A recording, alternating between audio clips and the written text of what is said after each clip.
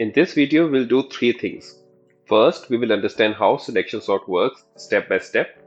We will then do its code implementation and eventually analyze its time complexity. To sort an array of numbers using selection sort, in each iteration, we have to find the smallest number in the unsorted array and put it at the end of the sorted array.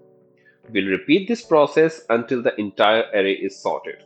In the first iteration, we'll start by assuming the first number is the smallest. We'll keep track of the smallest number so far using a smaller square. We will then compare it with the next number. If the next number is smaller than our smallest number so far, then it becomes our new smallest number so far. Let's quickly repeat this step for the rest of the numbers and see what we get at the end of the first iteration. After completing the first iteration, we have our smallest number. Let's swap it with the first number and continue with the second iteration for the rest of the unsorted array. In the second iteration, we will do the same. We will assume that our first number is the smallest number and then compare it with the rest of the numbers to find the smallest number in the remaining unsorted array. Let's enjoy the algorithm sorting the rest of the numbers perfectly into their place.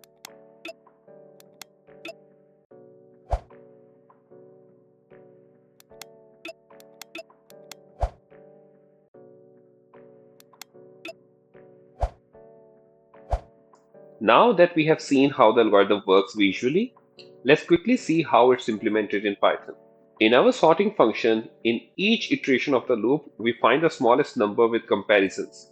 At the end of each loop, we add it at the end of sorted array.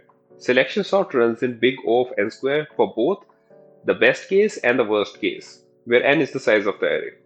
Thanks for watching. Please like my video if you enjoyed it and subscribe for more videos like this.